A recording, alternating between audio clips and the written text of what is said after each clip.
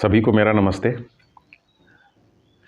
सचेत रहना किसे कहते हैं, इसके लिए हम पहले अचेतावस्था को समझ लें कि अचेत रहना किसे कहते हैं। तो जब हम अचेत रहना समझ जाएंगे तो उसका ठीक उल्टा करें तो उसे कहते हैं सचेत रहना। जैसे कोई जा रहा है सड़क पर और गिर गया, सिर पे थोड़ी चोट लग गई उसके, और वो थोड़ी देर के लिए जो है अचेत हो गया। तो मूलतः जब वो अचेत होता है तो होता क्या है? अचेत होने पर वो व्यक्ति अपने स्वयं के प्रति जागरूक नहीं रह पाता, अपने स्वयं के प्रति उसकी जागृति खत्म हो जाती है जितनी देर वो अचेत रहता है। तो इसका मतलब सचेत रहने का मतलब है स्वयं के प्रति जागृति। यानी कोई भी व्यक्ति वो यदि स्वयं के प्रति जागृत रहता है, स्वयं के प्रति जागरूक रहता है, तो इसका मतलब वो सचेत है।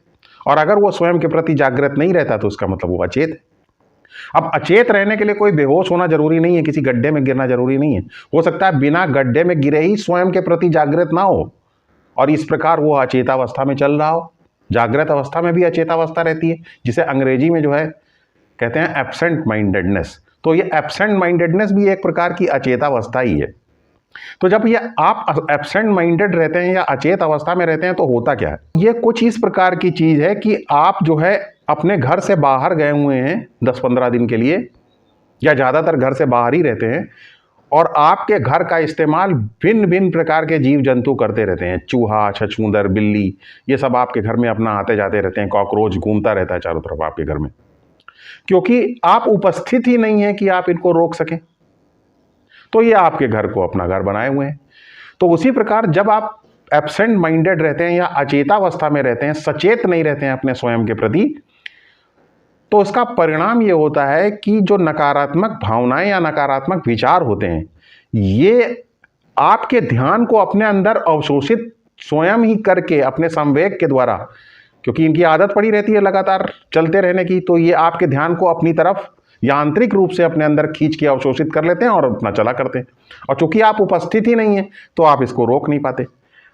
ये कुछ उस तरीके से है जैसे कि आप मान लीजिए एक पेट्रोल पंप है और कारें आ रही हैं और आपका पेट्रोल अपने अंदर भरा करके जबरदस्ती चले जा रही हैं। क्योंकि आप उपस्थित ही नहीं रहते हैं अपने पेट्रोल पंप पे, तो आप जो है उनको, कारों को पेट्रोल भरने से रोक नहीं पाते, मोटरसाइकिलों को पेट्रोल भरने से रोक नहीं पाते। लेकिन जब आप उपस्थित हो जाते तब आप कहते हैं भाई ये हम पेट्रोल इस तरीके से नहीं भरने देंगे, क्योंकि आप अब उपस्थित हैं।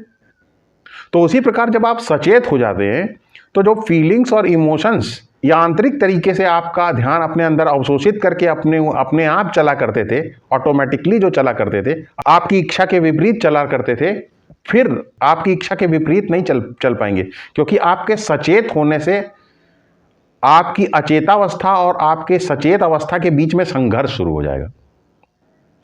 और चूंकि आपकी अचेतावस्था में आपकी फीलिंग्स ध्यान को जो है यांत्रिक तरीके से अपने अंदर अवशोषित किया कर पाती थी, और यांत्रिक तरीके से वो इसलिए अवशोषित करती थी क्योंकि पुनरावृत्ति की वजह से उनके अंदर एक संवेग रहता था। उसी संवेग की वजह से लगातार एक ही तरीके से चलते हुए फिर अपने आपके ध्यान को अवशोषित करके यांत्रिक तरीके से कुछ चला करती थी। जब आप उसके साथ संघर्ष करेंगे, अपनी अचेतावस्था के साथ संघर्ष करेंगे, तो संघर्ष करने में क्या होगा, उनका आपकी फीलिंग का संवेग कम हो जाएगा, विचारों का संवेग कम हो जाएगा, तो वो आपके ध्यान को अवशोषित धीरे धीरे उस तरीके से नहीं कर पाएंगे।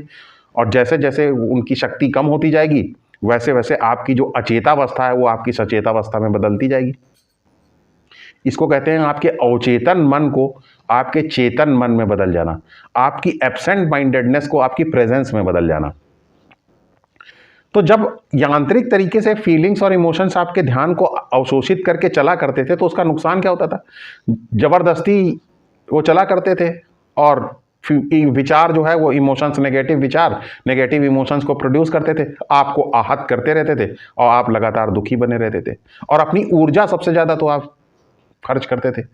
ये कुछ वैसे ही है जैसे कि कोई कार है अपने आप ही स्टार्ट हो जाती, जब वो अपने आप स्टार्ट हो जाएगी तो आपका सारा पेट्रोल वो अपने आप जला रही, और तो उसकी वजह से आपकी इधर उधर जाने की क्षमता गिर जाती। तो वह अपने आप विचार चल रहे हैं, अपने आप भावनाएं चल रही, आपका ध्यान अवशोषित करके आप ऊर्जा ले रही हैं और आपकी ऊर्जा खर्च करके अपने आप चल रही, तो आपकी ऊर्जा लगातार खत्म होती चली जा रही है। ये इसका नुकसान था। अब जब आप संघर्ष करेंगे अपनी अचेतावस्था से तो धीरे धीरे धीरे धीरे आपका जो अनकॉन्शियस माइंड है वो फिल्टर आउट होना शुरू हो जाएगा। धीरे धीरे धीरे धीरे आपका चेतन मन शक्तिशाली होना शुरू हो जाएगा। तो उसका परिणाम ये होगा नकारात्मक विचार और नकारात्मक भावनाएं आपकी ध्यान को अपने अंदर अवशोषित करके नहीं चल पाएंगी। तो जब ये चल नहीं पाएंगी तो आप आपेक्षिक रूप से शांति के साथ जी पाएंगे, क्योंकि आपका विचारों के ऊपर एक कंट्रोल हो जाएगा, क्योंकि आपकी मर्जी के बगैर वो आपका ध्यान अवशोषित नहीं कर पाएंगे और इस प्रकार आप शांति के साथ रह पाएंगे। आप अपने जो आपका सेल्फ है, जो आपका स्वयं है, उसके मूल स्वरूप में रह पाएंगे, यानी आप अपने बेसिक सेल्फ में रह पाएंगे। अभी बेसिक सेल्फ में नहीं रह पाते थे क्योंकि फीलिंग्स और इमोशंस आकर के आपके सेल्फ को हमेशा डिस्टर्ब कर देते थे, तो वो बेसिक रूप में अपने मूल स्वरूप में नहीं रह पाता था। अभी भी आप जी हुई हैं, लेकिन अब आप शांति के साथ रह रहे हैं क्योंकि आप अपने सेल्फ के या अपने स्वयं के मूल स्वरूप में रह रहे हैं। इसी के साथ एक परिवर्तन और भी आना शुरू होता है जब आप सचेत होना शुरू कर देते हैं। वो परिवर्तन ये है कि चूंकि आप ये जानते रहते हैं कि सही क्या है, तो जब आप ये देख पाते हैं सचेत होते हुए कि कौन कौन सी आपके अंदर ऐसी कमियां हैं आपके मन के ढांचे में जिसकी वजह से आप बार बार अचेतावस्था की तरफ जाते हैं, तो उसके अंदर भी धीरे धीरे परिवर्तन आना शुरू हो जाता है और आपका ढांचा सकारात्मक हो जाता है, वो नकारात्मक विचारों के लिए उपयुक्त नहीं रह जाता। इस प्रकार अवचेतन मन जब चेतन में बदलता है तो आपका ढांचा जो मन का है वो भी बदलना शुरू होता है, वो नकारात्मक से सकारात्मक ढांचे में बदलना शुरू हो जाता है। इसे कहते हैं विकास।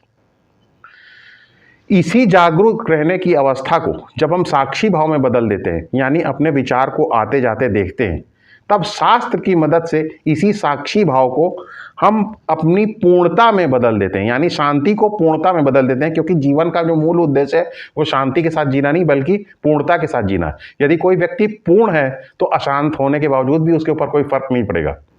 तो इस प्रकार पूर्णता जो है वो मोक्ष है, जो कि शास्त्र के साथ के द्वारा प्राप्त होती है। तो ये सजग रहना, सचेत रहना, उसकी दिशा में उठाया गया एक महत्वपूर्ण कदम है। धन्यवाद।